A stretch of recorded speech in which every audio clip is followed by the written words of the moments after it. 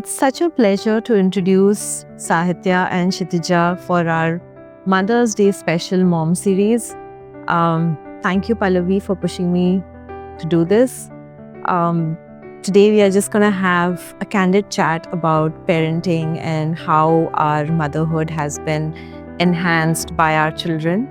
And I'm so excited to talk to Sahithya and Shitija, who are my favorite moms. And, we're all here to share our journeys with you, to inspire you, and to also, bring to you our experiences. Well, thank you for having us. I've seen how you parent your little ones, so it's nice to be here with you. So easy to be here. I always have loved what you've done. I love this space, and I love that my son enjoys so many things from the store. So it's very true.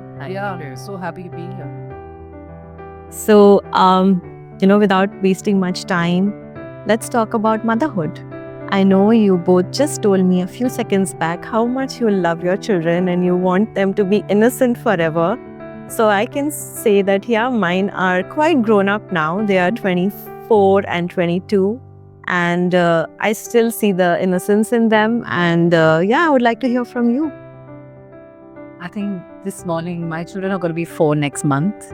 And this morning, we were just taking some pictures. And my partner was having some fun saying, "Hey, I'm feeling left out in the pictures." And my daughter very casually said, "Well, Dada, that's how life is. You get left out sometimes." I was just like, are you 4 going on to 40? What is happening?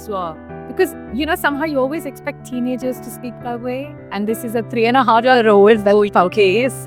I was telling hi to Kabir on a holiday to Abu Dhabi, and somehow we never travel alone. There's always someone else, right? Some grandparent is there, someone is there. But this time I made it an effort that it'll be only him and only me. And it was the most fantastic one week. This child has gone to Michelin star restaurants, picked out the salmon, and those guys are like, he's going to eat that raw salmon. I said, he's going to eat everything and he will eat it very well. And he's carrying his little book around and he's chatting with everyone. I'm like, what is going on? I am impressed. He teach me how to, just be and they're so kind.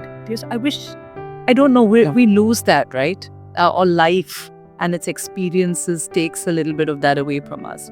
But our children remind us. Definitely, they remind us. And if you allow them, you can learn from them. At least I have been. So, oh my God. Actually, when I was growing up, I didn't know that I'm my parents' teacher.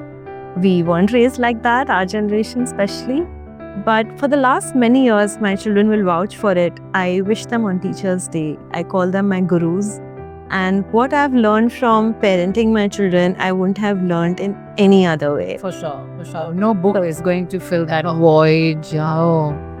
With one of those things that on Instagram I see often that deeply resonates is when we talk about children think we are bringing them up and they need the nurturing, but that hug from them, oh my God, after a long day or after a bad day or after a good day, after any day, it's just like, I need you a lot more than you need me. Oh, definitely. So a lot of times I sit down when I write poetry. It's usually something my children have inspired.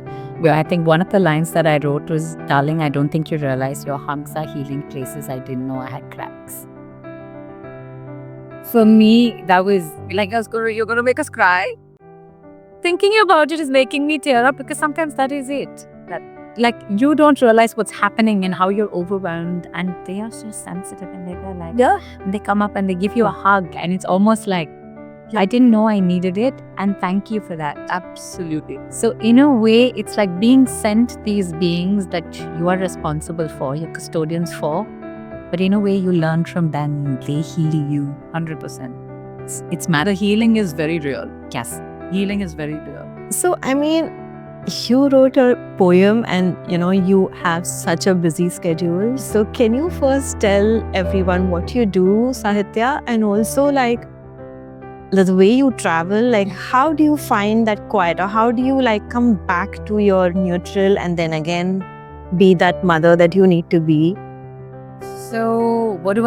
I anchor and host for a living. So I love the fact that I get to tell other people's stories and do it in ways that helps people bond and connect. And I have the privilege of people giving me their time when I'm on stage. So I take that seriously and I hope to impact them positively. But yeah, so there's travel, there's hectic. When possible, I take them with them. If not, I try to do stopovers, no matter how hectic it is. You've seen me take red-eye flights and sit extra flights so I can get 6 hours with my children before I'm off somewhere else. Because those 6 hours to me matter more than any amount of stress I'm putting myself through. But for me, all it takes is a moment of quiet, maybe just one song on my playlist, take a deep breath, or just writing in my journal. I have been on stage hosting, stepped back while someone's speaking. It's given me an idea for a book. It's given me an idea for a poem. So I scribble up my cue cards on a paper napkin, goes into my handbag. Wow, these little moments. Yeah. You find, I think we go through life in the little moments. And when we look back at the big moments. But while you're living it, I think it's the small moments that matter. Completely, totally. Shitija, would you like to tell the audience who's watching us today, what is it that you do and how do you, bounce back with Kabir? I know you told me he's just turned 9. So how does it feel? Already, he has gone through growth spurt. So from, I feel like 8 to 9 has been like this jump, this leap of emotional awareness, life and death. It's very overwhelming as a mom when your child comes and asks you questions about life and death and things like that. I also generally think I'm not very conventional, right? I want to be there for the needs of my child in the way he wants me to. Exactly. So I started going for counseling because I was like, you need to tell me as a counselor how I can show up for my child in the best way possible. And I took him, and it was so lovely because we just had a chat like this. I took him and he said, who's this person I'm meeting? I said, she's a counselor. You can tell her about your feelings. Maybe I'm not able to help you.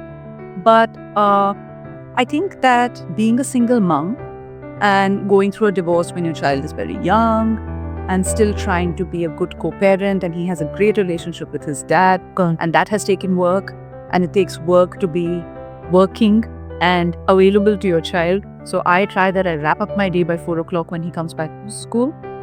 Having said that, I have gone to London, done long courses and coordinated with my co-parent, my mother, my, his other grandmother. Yes. And our village, right? It's entire village. They have still given me the ability to do that. So, when people say, oh, divorce will be, oh, that's the easy way out. I'm like, you're very mistaken. There is no easy way out. It's a way out. You may have one way and I have another. Yeah.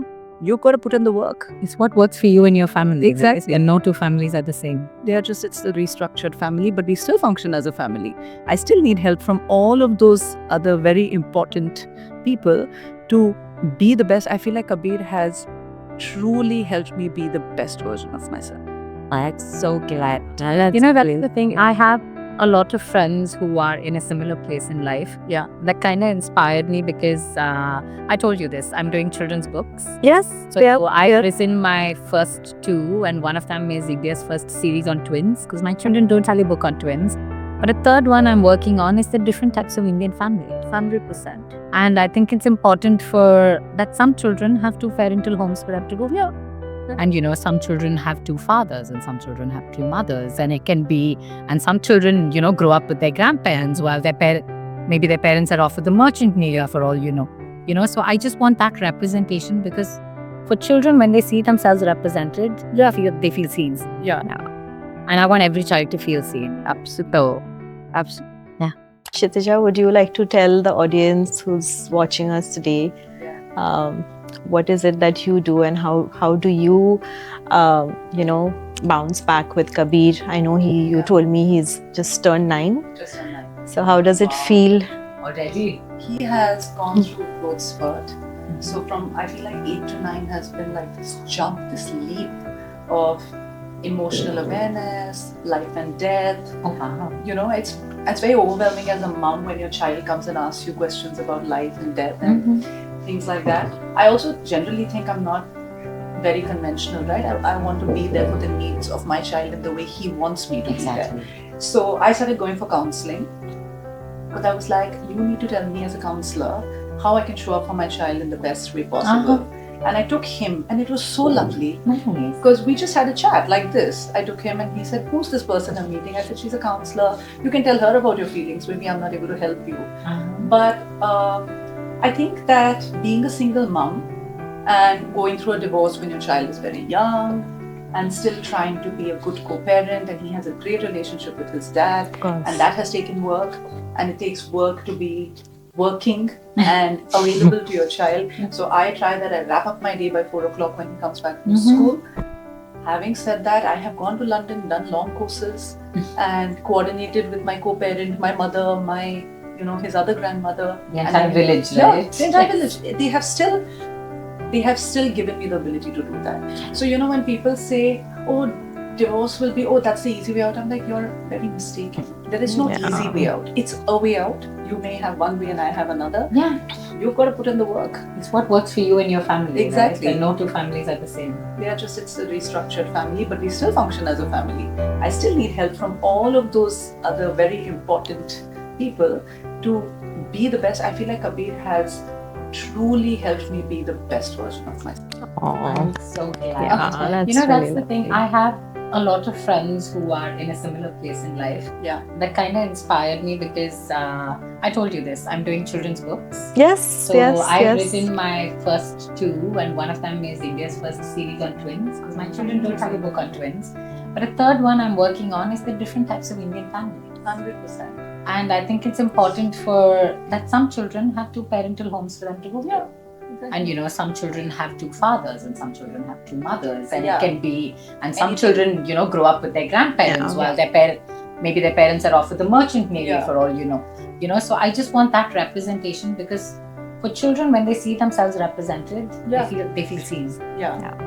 and I want every child to feel seen. Absolutely. Absolutely. Shitija, you mentioned that you work till 4. Would you like to tell us finally what you do? I am a nutritionist and I'm a fitness coach. All my work is steeped in this deep belief that if we feed our body good food and our mind good thoughts, then our life is a representation of it. I wake up at 4:45 in the morning. I go for a 20-minute run because that gives me the exhilaration that I love. Empty streets, quiet. But then when I come back, it's quick meditation, wake Kabir up, do his breakfast. I make him journal a little bit. Sometimes he's in the mood, sometimes he's not. And I'm like, let's think about how we want this day to go, and drop him off.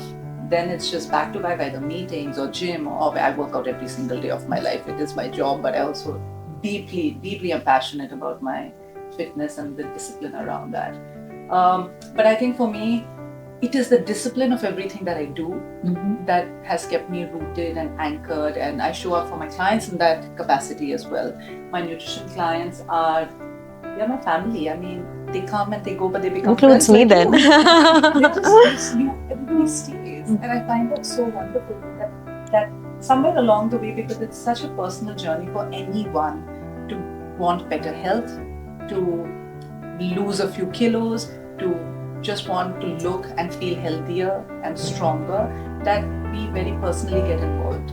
It's also a profound investment in yourself. Right? Absolutely. And that is not something we're raised with culturally. Yeah. You're raised to forever look outside of yourself, 100%. look to your family, look to society, what we can give. Yeah. And in a way, what you do with regards to taking care of yourself through food Yeah. and through fitness is, it's the best investment for yourself. And teaching people that, right? That why don't you do it? Because many people are like, they come, but they're just like, I'm not entirely sure, like, what am I supposed to do? This may be very overwhelming because they may have bad relationship with food as they've grown up, and they've been through cycles of weight gain, weight loss. There's so much of work, and you have to be very compassionate, and yet sort of a little pushy, and yet be a friend, and yet know like, when no, to I'm a push coach. and when to hold hands. And so this one of my clients from Bangalore, when he did a little reel for me, he's like, she has blasted me more than anyone in my life. I said, buddy, you came to me, you gave me a job. I was like, I'll get it done. Yeah. And you're walking away healthier, feeling so good about yourself that truly, when somebody walks away after a plan saying that, this one thing has really changed the way I perceive food or my relationship, or wherever I travel, I do it, I'm like, that's it. It's amazing. So Kabir must be so like, seeing the best way to live, like his lifestyle. Because, people say that, like, you have to just let them watch you, and that's the best way of learning. So, like you being traveling, but yet being able to ground yourself, and, because when you take off, I feel like you take your energy off and then you need to come back and ground yourself and then to be with them, and then for you to wake up every day at 4:45. He's just watching this even if he's not doing it, which is such a healthy way of mothering. But if you had like something that you would want to, give him as, say, I know it's Mother's Day, so he would probably do something. But if you had to give him something as a mother, some skill or anything, what would that be? So there's this book by this author called Mary Forleo, am I saying it right? She's written this book called Everything is Figure Outable. What a fantastic thing to say, right? I tell him that all the time.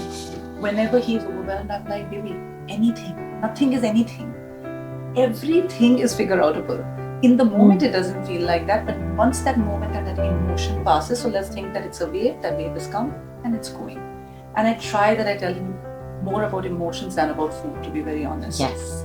Because you need to be able to, I feel like I have, or each of us go through these challenges in life, and how we tackle it is only about how we are showing up mentally for ourselves. Definitely. And nobody's taught us that. I mean, at least not us when we were growing up. We weren't taught how to emotionally regulate, the fact that all of our emotions, one, that there's a range. Yeah. And then we're allowed to have it. And then your emotions are valid. Then you figure out a reasonable way of expressing it. Yes. Where you express it, but you don't make it someone else's problem. Yeah. And then you figure out a way to process and handle it. Yeah. So I think having that emotional framework, I think that is, the best gift we're looking at passing on, because invariably I tell my children, you're allowed to be angry. Yeah. Your body is telling you something and it's okay for you to be angry. Yeah. But it is not okay for you to take your anger out on any of us. But if you need help figuring out your anger, I'm here. Yeah. Wow. Tell me what you need. Do we need to go punch pillows? Do you want to jump? Do you just want to hug, or do you want to sit in silence? Yeah. But let me know what you need and we'll be there. We'll figure out that anger together. And then we'll get to the bottom of what's making you angry. Yeah. So, I mean, for us, we were very different compared to you young mothers. When we were growing up, at least when I was growing up, it was always IQ. IQ is intelligence quotient, but now intelligence is artificial. So we need to drop that and only worry about EQ. And EQ is the thing, and truly, if one is emotionally well and mentally well, I think they could be physically well too. And we're also creating a lot of products around it. I'm waiting to give them to you today. And another thing is that, I feel that the children are very vulnerable because of the world and the trying times of so many external factors that we as parents haven't experienced in our childhood, but they are experiencing. So I think as a mother, if we know that it's their generation and they are prepared for it, and we stop worrying and adding to their issues, that would be probably, a good way to look at things. Like if I had to tell my children, oh my God, artificial intelligence, oh my God, tech, so many things, maybe, they are already ready for it. They've grown in this generation. They are so ready for it. That day in our podcast, again, I was listening to a podcast, it was about entrepreneurship, but that man is like the most important thing to be a successful entrepreneur or a leader is to know, as like a helicopter, when to go down and when to move up. Yes. It's the same thing in parenting. Yeah. You should know when to be really available, but also know when to just Take a step back and let them be, and let them, blossom into whatever version of themselves they want to be. Oh, that reminds me of a way I always talk to my clients this way, is that, when we are a tree, we are a big, imagine us to be like a big, tall tree of life, because now we have, at least me, like fully branched out, abundance tree, and then you have your child who's like a growing tree. Now, if we are going to be spreading our branches and growing, then the other plant is not going to get the sunlight at all. So basically, we can't shadow them all the time, because then they don't get the nutrients how that plant wouldn't get. You need to step away a little bit, but yet be there. I think trees are all having this communication while being wherever they are. Oh, yes. Fantastic. So, Forest, right? It's amazing analogies have come up in Yes, consume it and yes, it's like, yes. yeah. And So- I also feel like for a lot of us going into parenting, and we have this expectation of what kind of a parent we're going to be, Yeah. what kind of a relationship we're going to have with our child. But somehow, for me at least, as I watched them grow, all of it went out the window. Yeah. Because none of it mattered anymore. I need to suddenly become the parent that they want and they need. Mm. Because they want to be loved a certain way. Their love language is different from mine. Their emotional needs are different from mine. And even though I have twins, they have needs that are vastly different from one 100%. another. So the way I show up as mum for one and mother for the other is vastly different. Yeah. There is an overlap, but it's quite different. Yeah. So I've learned that, yes, I had all these ideas and I had all these expectations. How naive and how sweet. Yeah. Bye now let's show up for them. Until you're in it, deep Yes, in it. Yeah. So yeah, there are 4, both of them, and 4 soon. And like we say that typically, like, as a parenting coach, like 0 to 7 is what we say is the time where one can have a blueprint, and even earlier. Yeah. When so womb healing is a very big thing, and once we heal somebody who was not feeling so good in his 30s, and we realized it was directly relating to him being in the womb at 3 months and what the mother went through. So so like 0 to 7 is like the time where the clay is a little soft, you can mold it. And then 7 to 14 is when they get a little hardened. And then 14 to 20 is they're baked. If you do anything, it'll just break, glazed and baked and ready. So yeah, I think you are going through the second phase. You are still in your first phase. Yeah. And there's so much that you all are going to see and experience. And each day, like I was telling her that, I spend time with my children now.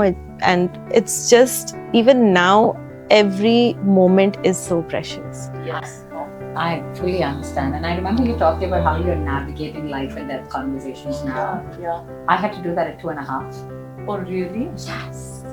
We were on a holiday for 3 weeks in Bali last year, and we were in this beautiful riverside in the jungle, and a puppy fell into the water. Right. And my first instinct was grab my children, they don't dive into the water. Carrie jumped in the river, but with the currents going, by the time we got the puppy, we tried CPR, we couldn't do anything about it. Wow. So at 2.5, they wanted to figure out like a send-off for that puppy and all of that. And the rest of our holiday was spent just having conversations About around that. this. Like every day morning, they'll wake up in bed and be like, where is it gone now? Yeah. And I was like, I was so not prepared to have the conversation at 2.5. Yeah. But we had the How most would they even honest talk at conversations 2.5? with Like, so cute. Like, what would they even say with those cute little gestures? And like, I love toddlers. I'm Yeah. obsessed, actually. Yeah. So I'm like, I can't even imagine how they two would have parents who talk for a living. So my Yeah, children have been talking I from swear. 9 months old. So it's just, there was so much clarity. So like, so what happens? Why did the puppy die? We're like, it drowned. Will you die? Will it happen tomorrow? Will it happen today? That's intense. It's very intense. We were just like, and I responded with my darling, Mama's finding overwhelming having this conversation. I'm going to get a drink of water, calm my body down, come back and talk to you about it. Wow, that's amazing, Yeah, isn't yeah. it? Like, to Yes, be able to, I did not handle it quite that well. I was like, oh my god. Look, Kabir, I will be there forever. I was like, you don't worry, I will be there. Listen, I had to be that person because Carrie on the other side is like, I cannot do this now. And he went off the other way. I was like, okay. Mama will adult. Mama will adult. And then she was trying to dada later at night, but she will adult right now. But did you like ever think that I may sound a little absurd right now, but did it ever occur to you that maybe that whole situation was co-created? Nothing is a coincidence, and No. like they had to experience it, which is why, okay, the dog, anyways, the pup had to go, but you guys being there, see, because sometimes it can just happen and you may not even be looking that side, like you could be right there. Yes, and we completely unaware of So, it. it's every situation is like co-created for the learning, and every moment is a learning. And this was a profound one to learn for you more than them, because I think you would have upgraded your parenting. Oh my God, it's like I had a software update within a minute in terms of like a parenting update that happened like this. But I would honestly say, I think sometimes life happens. What you do with it is up to you. And I saw that as a great opportunity to have this conversation with them. Yeah. Because who are we to say at 2.5 they don't necessarily have the maturity? You give them the information and they deal with it as they please and what they're capable of. Absolutely. And all we do is stand back and support them. So for people who tell me that's not, appropriate to be having the conversation with a 2.5-year-old, no, I think my children are doing great with it. And we lost Also, my mama what is recently. Appropriate. That is true. When is the right time to What have a is conversation appropriate? like And this? who decides these appropriations and when they should happen? And like, who is that person? I want to meet this committee. I want to meet this appropriate committee. Who says? So, but then when my mum lost her brother after that, my children were of such great support to my mother. And they would say, it's okay, Pati. You go sit and you cry. It's your brother. I would be heartbroken if my brother died. And that's what my daughter would say. And my mum would just look at me and be like, where is this coming from? And I was like, I'll tell you another time. Wow, that's like they just like literally prepped and for an exam and then they got flying colors. It sounded like that, like amazing. So yeah, I mean, if there's one thing that you would like to leave for the mothers today, Mother's Day is special. We just discussed so many of our experiences, and what would that be like if you had to say something to the mothers out there? I really have one thing that I love to tell every mother, right? We've all grown up with our own life experiences, and our emotions and how we regulate them comes from that place. But let's not trickle that down to our kids. Let's just keep them away from all this adult, unfun, unnecessary stuff. I truly believe it. I say this in Kabir's school all the time. I say this everywhere that I can. That we as adults have prejudice, we have opinions, but they don't. We should just let that be as it is for as long as we can. That's That's my one belief. For me, the biggest takeaway as a mother is make time for yourself. It is something I struggle with because I work so much. I feel like that's so much time away from my children that when I'm not working, I focus all my time on them. But I'm a much better mother when I show up for myself and I make time for myself. And that could mean time away, reading a book, getting a massage. But it could also mean going to therapy so you sort out what your issues are. 100%. So you're not handing it over. Yes. Your baggage cannot be your children's inheritance. Yes. Yeah. Please. And I think the best thing you can do for them is processing everything that happened in your life. So it stops with your generation and it's not passing on. That's like huge, yeah. I would probably say something simple because you've literally covered like such important topics. I would just say that mothers, stay curious. You can be forever young. I feel young still. Just being curious about everything, about life, what's going to unfold. If it's morning, what will it be in the evening? It's just so beautiful to remain curious, and I'm curious. I like that too, and I think it's important for us to also be curious with our children. Yeah, everything. Because we spend so much time with them. I see a lot of parents who are like, my child is like this, my child is like that. And there are these notions that are so set in stone. But if you are that rigid, you will never let your children surprise you. They're never going to grow out of their limits. They're never going to try and explore something. Can I just, I'm going to add something. Yes, please. Is that what you just said is so important, because many times Kabir will say, Mama, you said this yesterday, today you've changed your mind. Or you said you're going to 100% do that, or that could be to do with my work or something. And I'm like, you're allowed to change your mind. Exactly. You're allowed to change your mind. And then see how you feel. And then maybe you'll go back to what you decided earlier, or maybe you'll do something different, okay too. and everything is okay. So everything is okay. So with that, thank you so much. I hope our viewers enjoy listening to aspiring parents like you guys, and hope we can make a difference, which was the intention of today's podcast. That sometimes we are busy in our own journey, and we forget. These are just gentle reminders, I would say. And we'll keep inspiring through our mom series, and we look forward to meeting up sometime. Definitely. Thank you Yeah. for having us. And if you're a mother out there, you're doing amazing.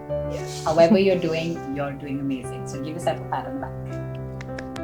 It's been a pleasure. Absolutely. Thank you.